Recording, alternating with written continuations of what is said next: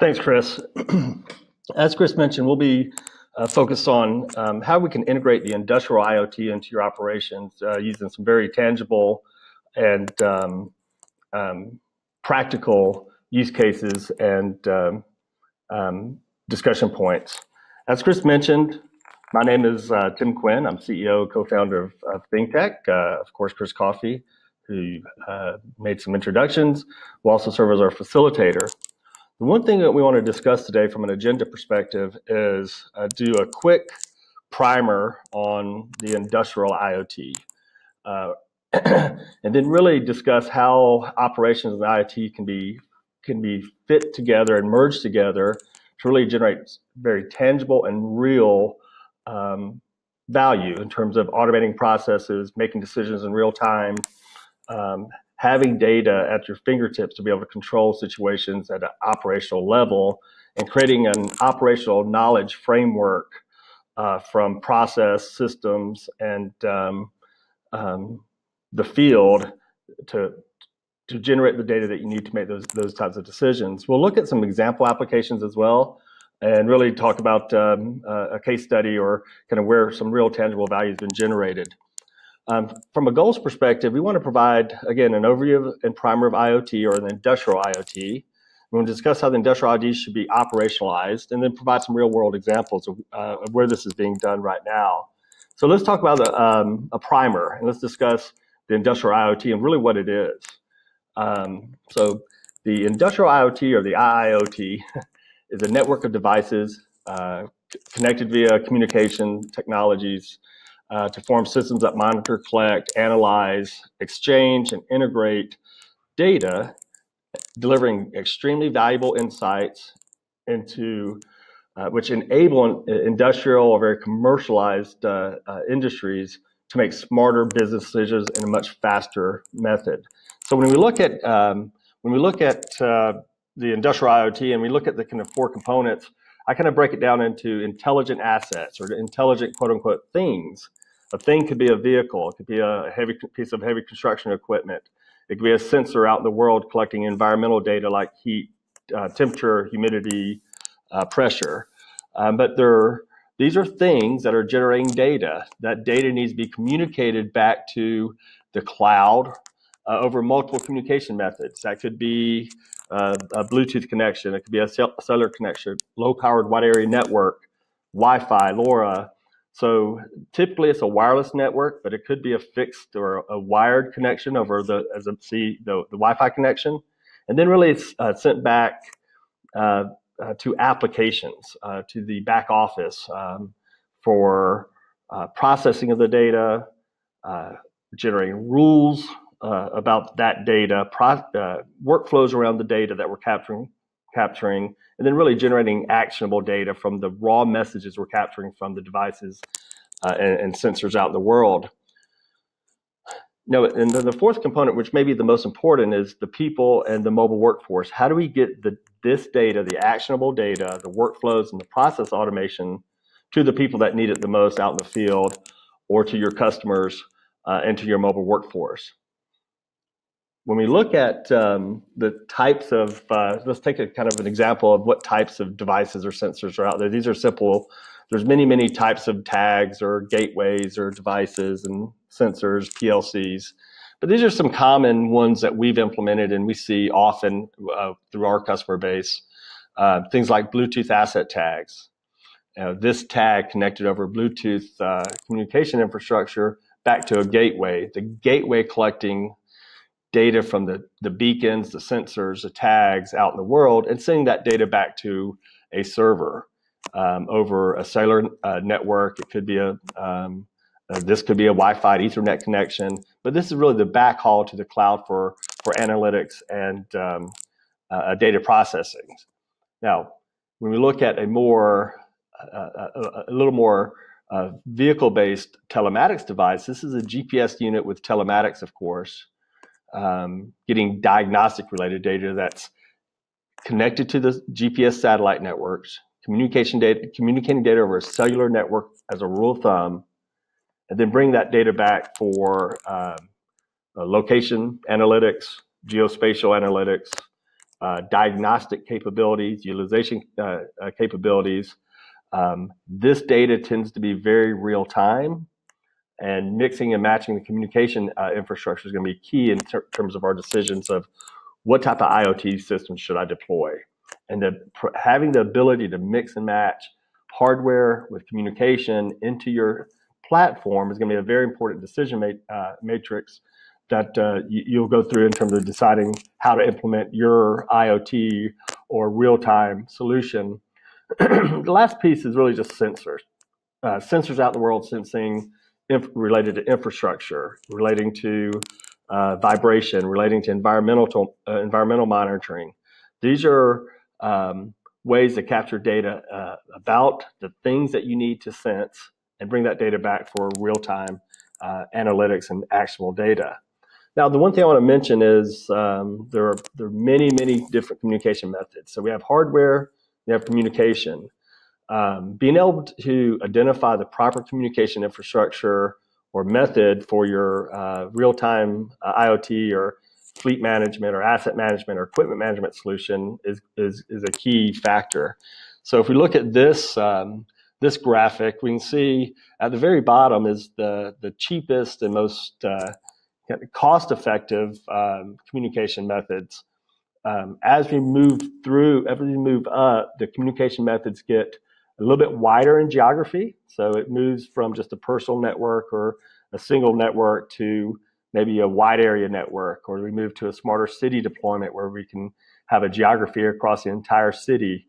But as we move through this through this graphic, the communication methods get more expensive as well as more global. At the very top of the communication graphic is cellular. So effectively, having a cellular network provides effectively a global network in terms of your coverage, but it's also the most expensive.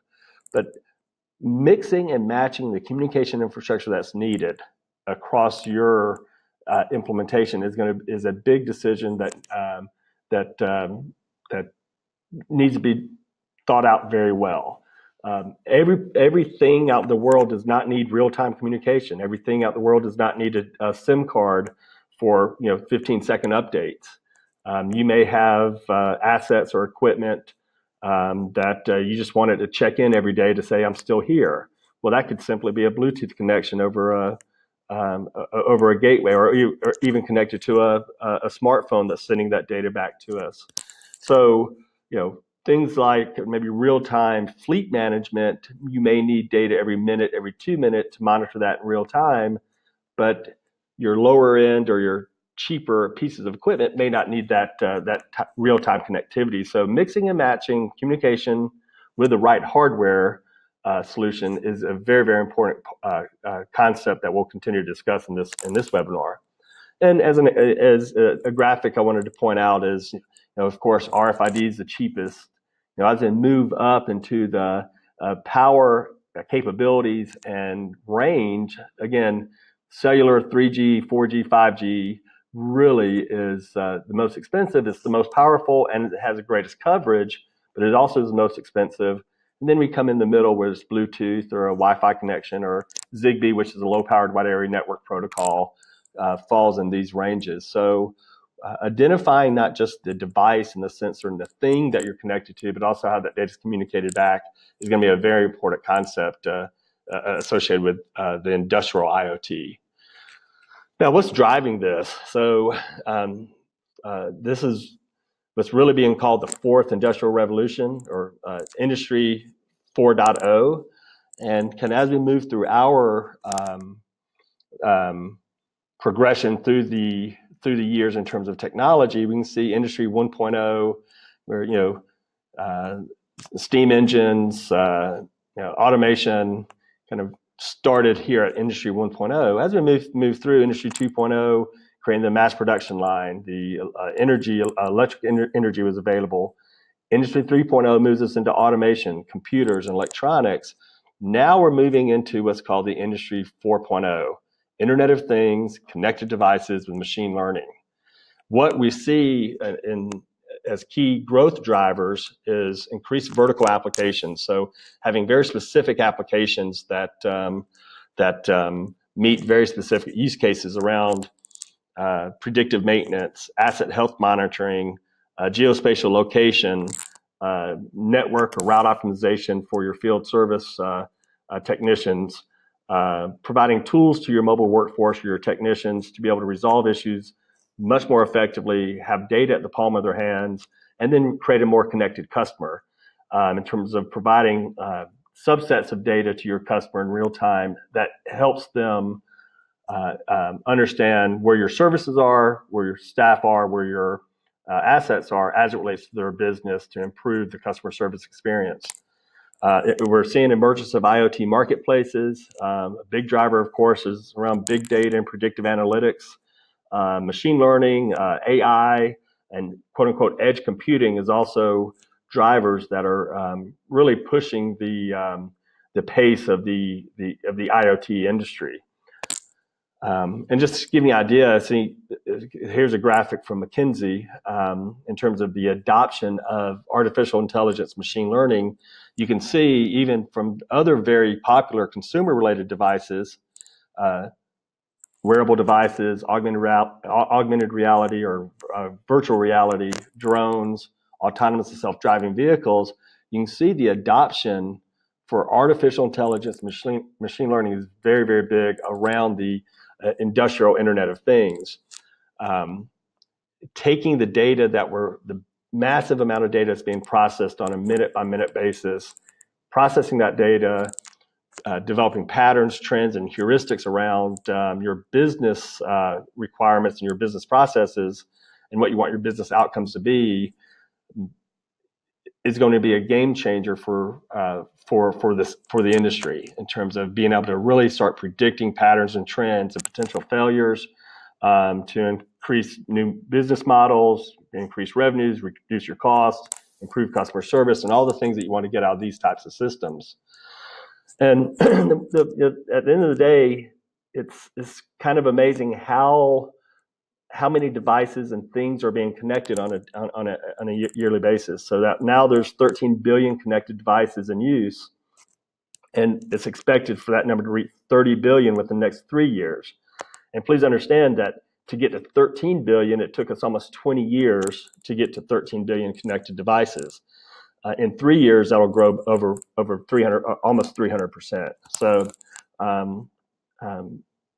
how you manage that data, where you manage that data, and how it impacts your business is going to be a very critical component of your IoT solution. Now let's talk about operations in the IoT. How do we automate things? How do we optimize workflows and enhance efficiency? How do we connect your field service staff or your mobile workforce or your customer with the real-time data you're collecting in your office, in your back office, or your enterprise? How do you integrate not just the real-time streaming data coming in from the field, but how do you integrate that back into your enterprise, whether you're using Salesforce or your ERP system, your CRM systems? How do you make sure that you connect the enterprise to the field in a very effective and efficient manner? Is really a key concept that we try to push at ThinkTech in terms of making sure that it's a seamless integrated solution and all the data is providing the proper context. The question I always ask operational staff or operations is if you knew the location, the state, status of all your quote unquote things, vehicles, equipment, mobile workforce, machines, and you could put a layer of logic and workflows on top of that, what operational problems would you solve?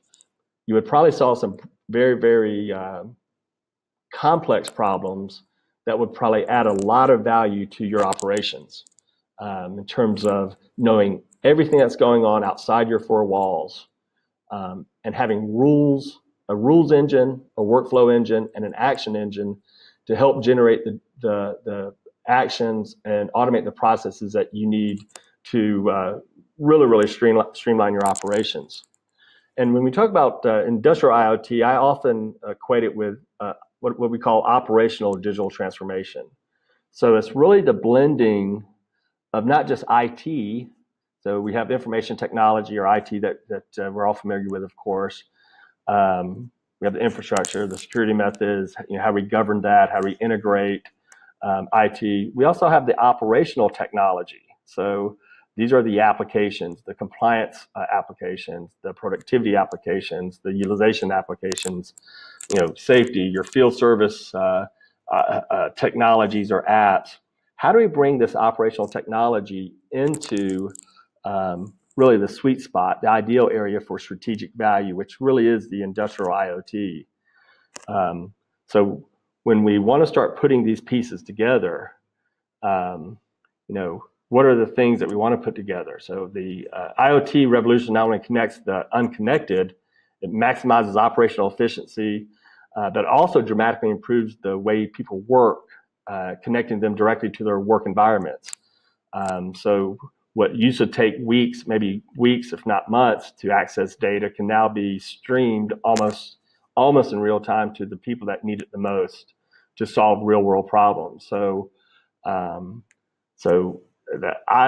industrial IoT solutions are really fundamental to enhancing things like asset reliability and driving cost takeout by delivery, creating intelligent and actionable data to your connected systems or the end user, which again is the technicians out in the world, the operators of the equipment out in the world, and capturing things like the major pieces of geolocation and spatial interaction. Where are your things in relation to where they should be? Are they behaving properly from a health perspective? Are the diagnostics, are there any current diagnostics being generated that we should be aware of that could cause pretty massive operational challenges? How do we take this data and predict potential failures? Or how do we take this data and predict capital replacement schedules for all your assets or your equipment? And then how do we automate the processes for those who are responsible for maintaining, managing, servicing, or delivering products, equipment, or services? And really, that's the process automation side. And when we look at this particular graphic, these are some of the major operational impacts I think that the IoT and the industrial IoT can really assist. How you monitor and manage all your things in real time, reducing maintenance costs, improving your asset utilization. So track your asset performance, predict failures, increase the efficiency of operations. When we talk about predictive maintenance or extending useful life, so monitor your equipment, your health, the schedule maintenance based on usage or condition-based monitoring, improving or eliminating unplanned downtime, which is a big deal. And then, how do you also make your things smarter? And how do you streamline the work processes from the office into the field? Are things that we really, really want to focus on from an operational perspective. So when we move into the kind of what it really looks like, we're now looking at, this is the real world example of operational digital transformation. So before, maintenance schedules, assets, service, very manual, very intense, no real-time component.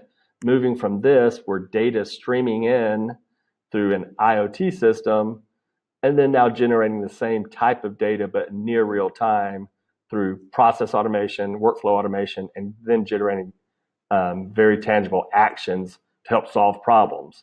As an example, this item here is a challenge. So rather than waiting 30 days, 45 days to understand that this thing failed, why don't we generate an email notification with a work order, deliver that to the mobile app or a mobile app, and let the proper people know how to resolve that potential issue now within minutes versus within days, weeks, or months.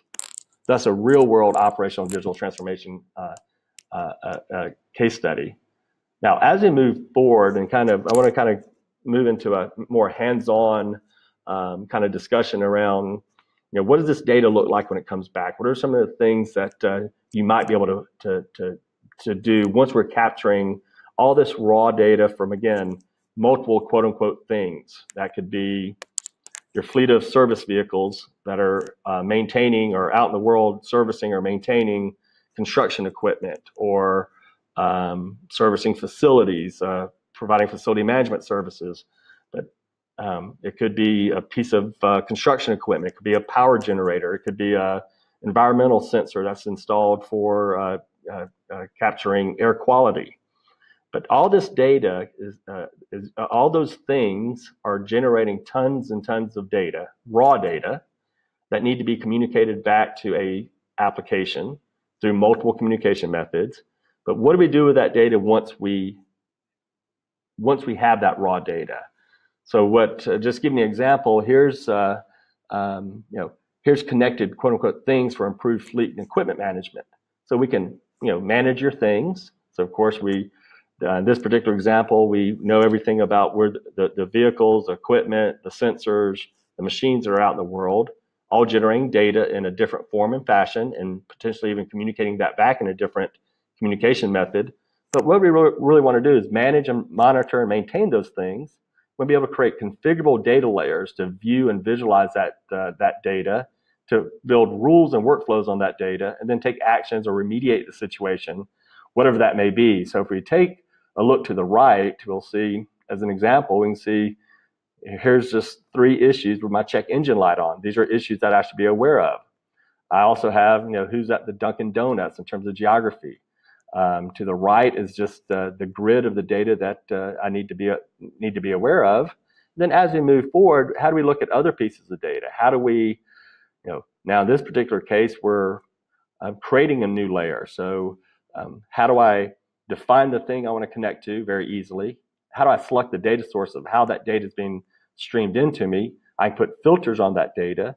I can define locations or geospatial queries around that data, define the fields I want to display, chart it, graph it, or statistically analyze it, define the map styles, save that out as a new layer.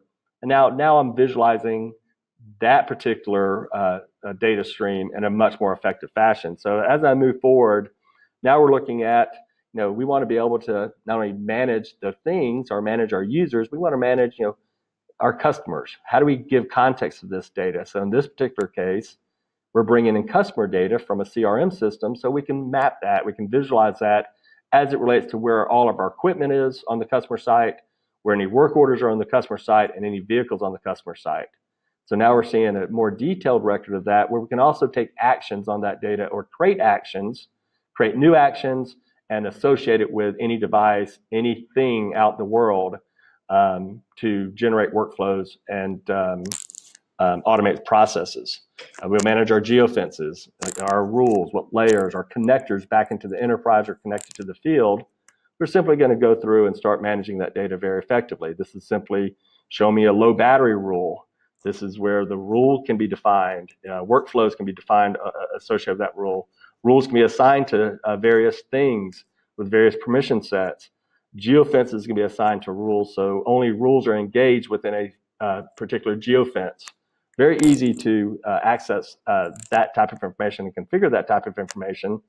And really what we want to do is do that through a series of connectors to equipment, whether it's a data import connector, whether it's an enterprise connector to Salesforce or SAP, Oracle, whether it's a telematics, OEM connector, say to Caterpillar, to Komatsu, whether visualizing data in a different way. We might want to bring in Google traffic, Weather Channel maps, Esri GIS type data for our public sector clients. But this is where we're connecting that data in through the IoT platform.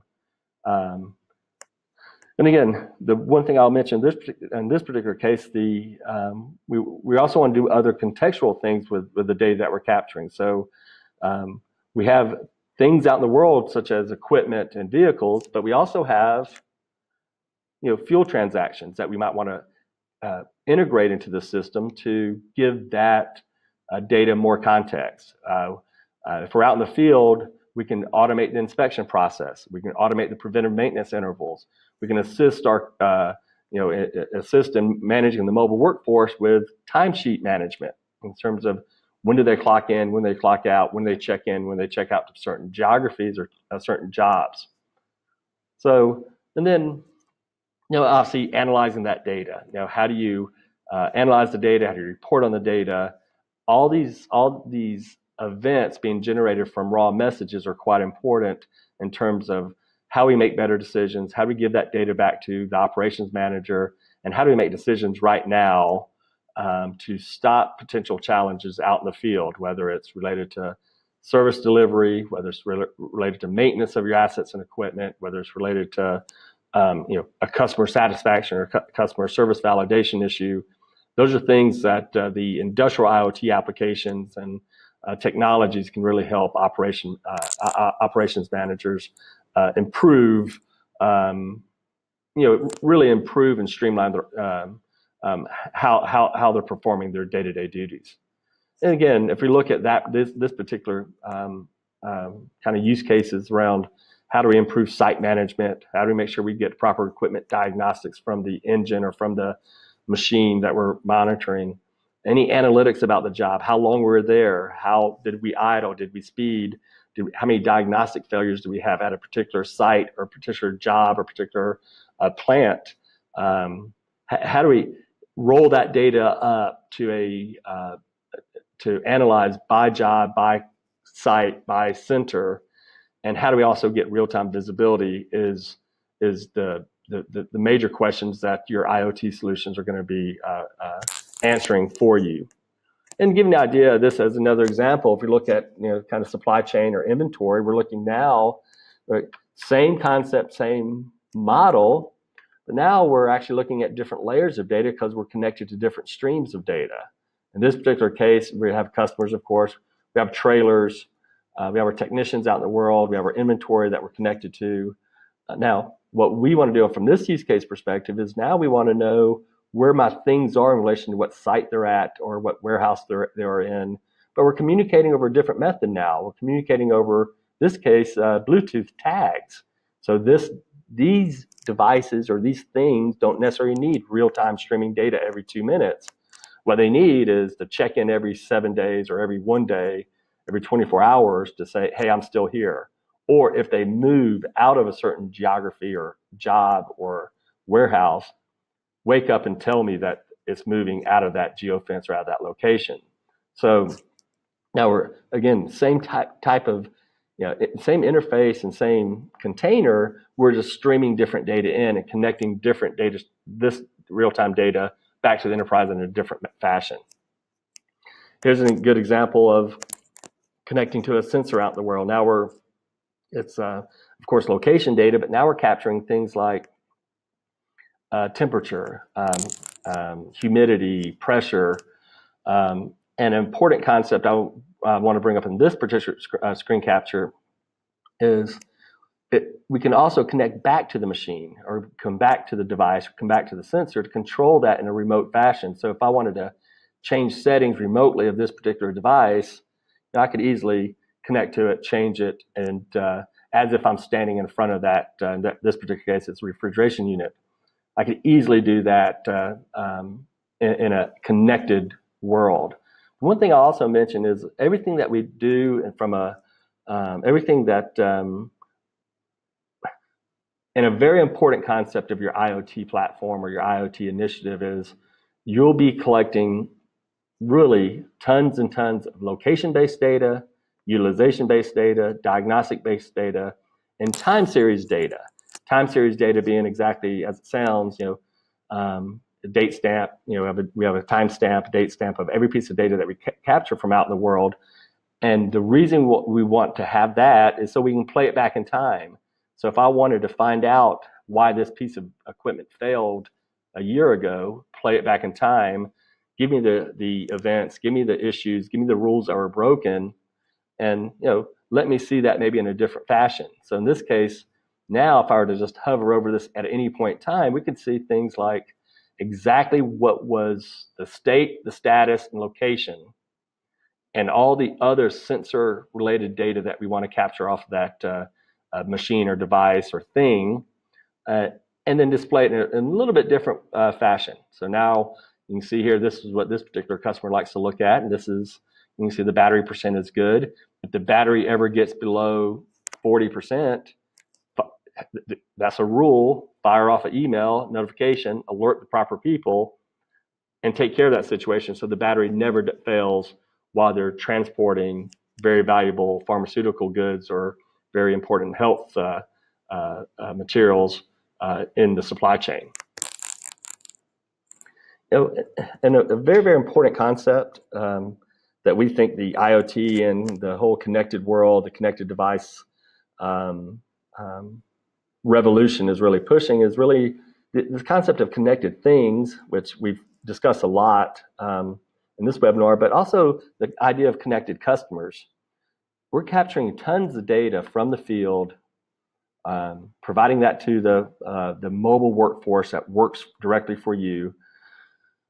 So we can get location status alerts, push notifications, get my jobs, my work orders. We can navigate and do route planning on the device to tell me how to get to these locations most effectively. That's one thing from a connected thing perspective.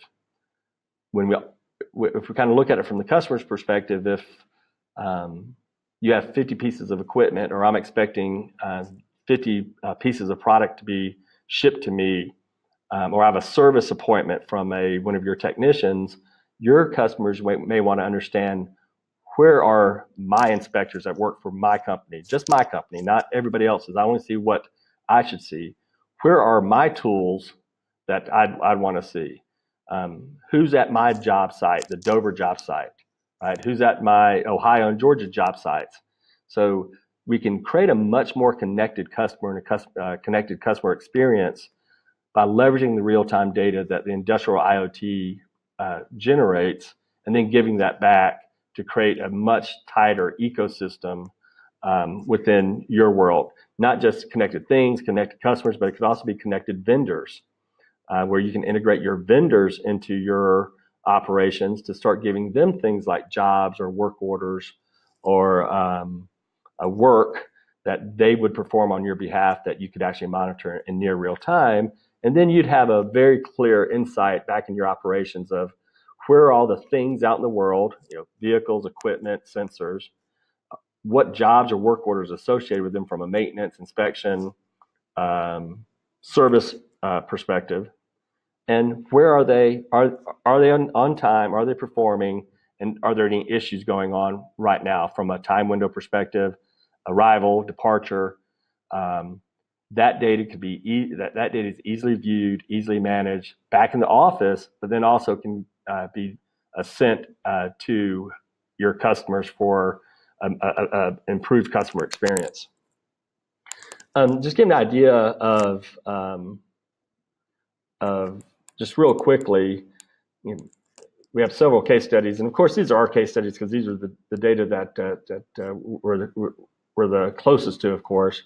AB InBev estimates that their IoT implementation saves in one zone $1.2 million a year. There's multiple zones within the organization, 20 or 30. The data showed us that the maintenance costs by streamlining processes within the maintenance, preventive maintenance, and corrective maintenance world effectively reduced costs by about 17%, with a 10% increase in equipment uptime or asset uptime, which meant their assets and their equipment were out in the world producing revenue and generating revenue.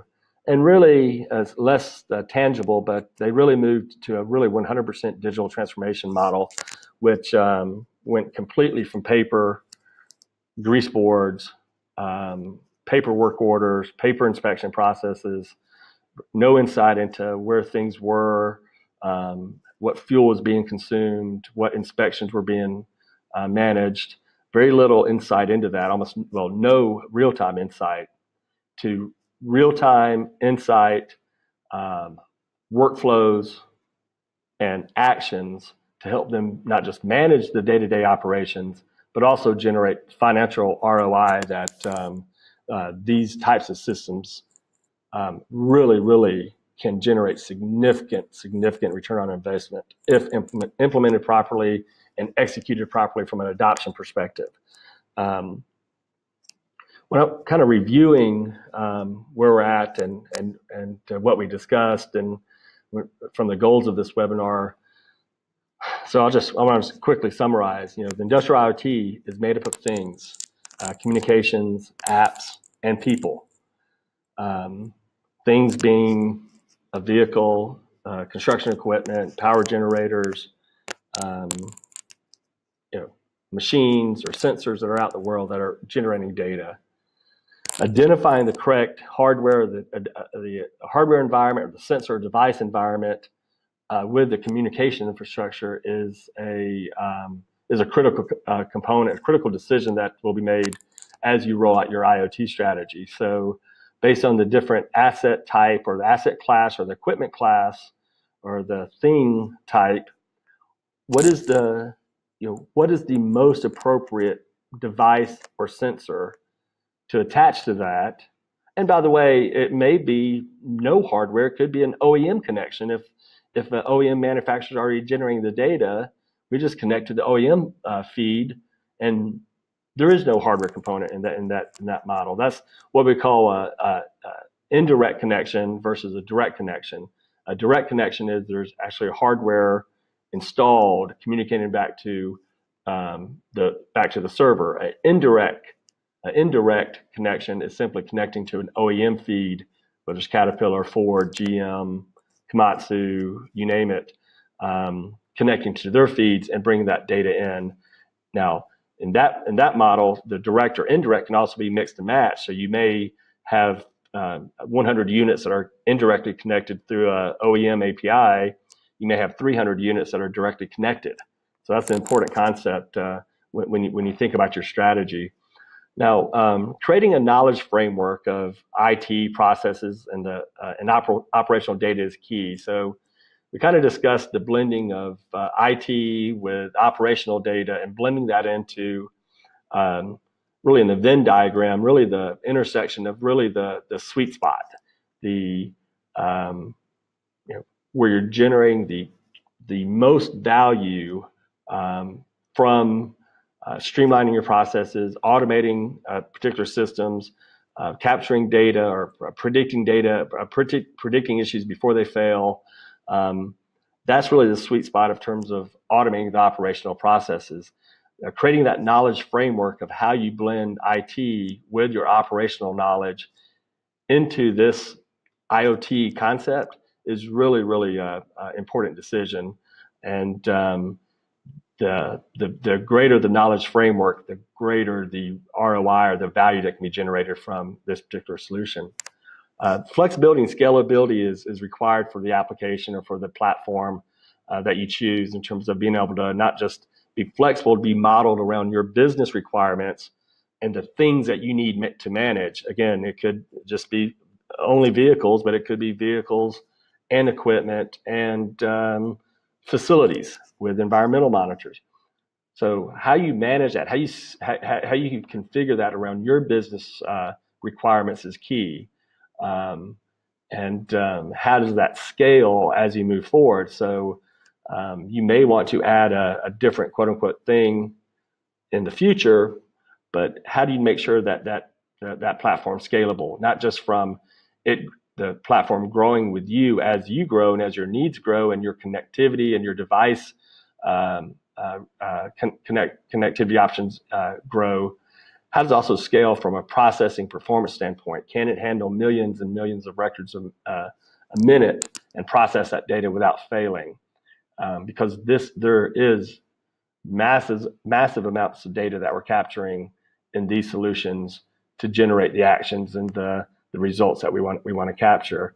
And this most simple kind of concept, it's all about return on investment, and it's all about generating actionable data. If we can generate actionable data, return on investment for these systems are clearly there, and the actionable data is really what solves real world operational problems. Leveraging this knowledge framework of your operations, your knowledge of the operations, and your current IT infrastructure. So leveraging the knowledge framework and generating actionable data is really how we generate this return on investment. So just moving forward, I just want to thank everyone, and we'll wrap up. I'll turn it back over to Chris, and he can kind of wrap up for us, maybe debrief, kind of give you some more information on how to contact us if there's any questions, or if you want to reach out to us and get more information. We'd love to have that discussion. Thank you very much. We appreciate it, and we look forward to the next discussion and the next webinars. Thank you very much.